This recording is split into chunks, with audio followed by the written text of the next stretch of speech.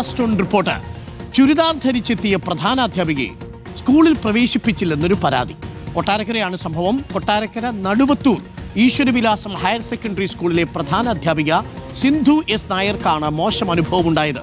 School മാനേജറുടെ നിർദ്ദേശപ്രകാരമാണ് gate keeper അധ്യാപികയെ തടഞ്ഞതെന്നാണ് ആരോപണം. പോലീസ് എത്തിയാണ് അധ്യാപികയെ സ്കൂളിൽ പ്രവേശിപ്പിച്ചത്.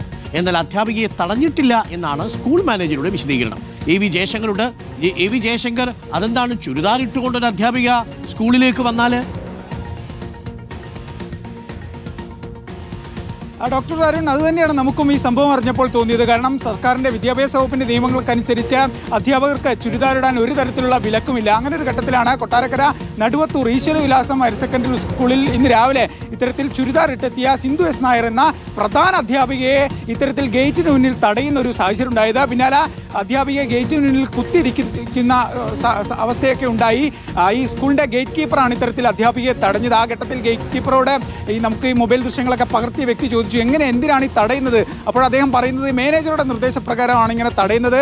സ്കൂളിൽ പ്രവേശിക്കാൻ അനുവാദമില്ല, ഈ ചുരിദാർ ഇട്ടൊന്നും കയറാൻ പറ്റില്ല എന്നൊരു കാര്യമാണ് ഈ ഗേറ്റ് കീപ്പർ പറഞ്ഞുകൊണ്ടാണ് തടയുന്നത്. പിന്നീട് അധ്യാപിക അവിടെ കുത്തിയിരുന്ന് പ്രതിഷേധിച്ചു. ഇന്ന് ഡോക്ടർ അരുൺ, ചില പ്രത്യേകതയൊക്കെ ഉണ്ട്. ഈ അധ്യാപികയായിട്ട് സംസാരിച്ചപ്പോൾ അവർ പറഞ്ഞിരുന്ന വിദ്യാർത്ഥികളുടെ ചില IT ഒക്കെ. സിന്ധു ടീച്ചർ നമുക്കൊപ്പം ടെലിഫോൺ ലൈനിലുണ്ട്. നമസ്കാരം സിന്ധു ടീച്ചർ, ഇത് എന്ത് പറ്റി? എന്താണ് അവിടെ പെട്ടെന്ന് അവിടെ ഇരുന്ന് കണ്ടു ഗേറ്റിന്റെ മുൻപിൽ? എന്താ സംഭവം? എന്നെ അകത്തോട്ട് സ്കൂളിനകത്തോട്ട് പ്രവേശിക്കരുതെന്ന് മാനേജർ നിർദ്ദേശം കൊടുത്തു സെക്യൂരിറ്റിക്ക്. എന്ത് കാരണം?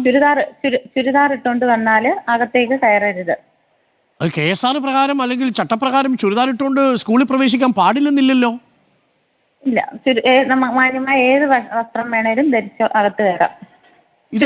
മാനേജർക്ക് അങ്ങനെ തോന്നാനൊരു കാരണം, ഇതിനു മുമ്പ് ടീച്ചർ അങ്ങനെ ഇട്ടുകൊണ്ട് വന്നപ്പോൾ മാനേജർ വല്ലതും പറഞ്ഞിരുന്നോ? മാനേജർ ചുരിദാർ ഇട്ടുകൊണ്ട് വരരുതെന്ന് പറഞ്ഞിട്ടുണ്ട്.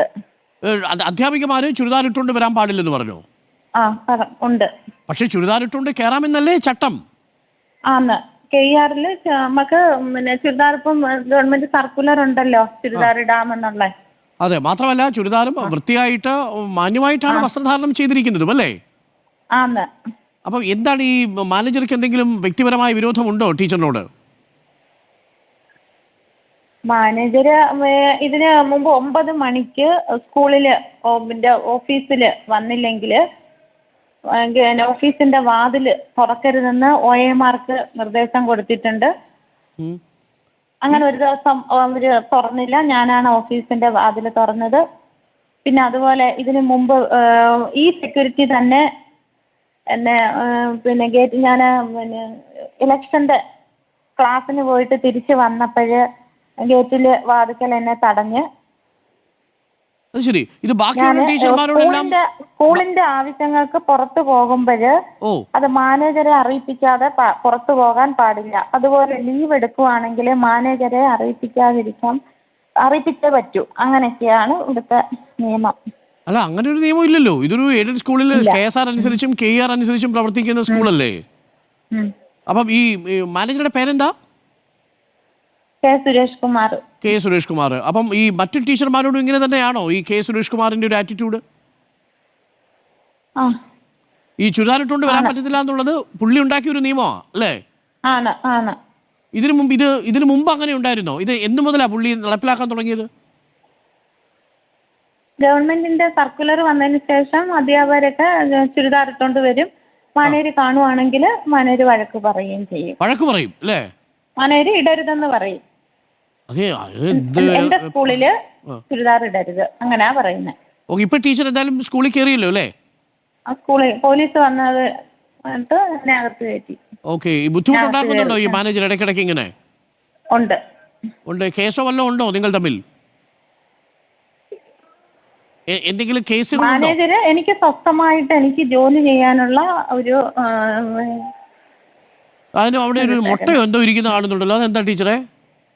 ഞാൻ ഉച്ചഭക്ഷണത്തിന് വേണ്ടുന്ന മുട്ടയായിട്ട് അങ്ങോട്ട് വന്ന് സ്കൂളിലോട്ട് വന്നേ. സ്കൂളിലേക്കുള്ള ഉച്ചഭക്ഷണത്തിനുള്ള മുട്ട അല്ലേ? അത് ശരി. അതും പുറത്ത് വെച്ചിട്ട് അവിടെ ഇരുത്താനാണ് പറഞ്ഞത്. സെക്യൂരിറ്റി അടുത്ത് ചോദിച്ചപ്പോ സെക്യൂരിറ്റി എന്താ പറഞ്ഞത് ടീച്ചറോട്? ഓട്ടോയിലാ വന്നത്, ഓട്ടോക്കാരന് തിരിച്ചു പോണോന്ന് പറഞ്ഞു. അപ്പൊ സെക്യൂരിറ്റിക്കാരൻ പറഞ്ഞു കയറ്റി വിടാൻ പറ്റൂല എന്ന് പറഞ്ഞു. മാനേജറുടെ നിർദ്ദേശം ഉള്ളതുകൊണ്ട് എന്നെ അകത്ത് വിടത്തില്ല. ഓക്കെ, മാനേജറെ നമ്മൾ വിളിക്കാൻ ശ്രമിച്ചു, പക്ഷേ ഈ മാനേജർ ഇതേപോലെ ചെയ്ത് വെറുതെ ആവശ്യമില്ലാതൊരു വിവാദം ഉണ്ടാക്കേണ്ട കാര്യമുണ്ടോ? ഇതിപ്പോൾ ബാക്കിയുള്ള ടീച്ചർമാരൊക്കെ ടീച്ചറിനെ പിന്തുണയ്ക്കുന്നുണ്ടോ?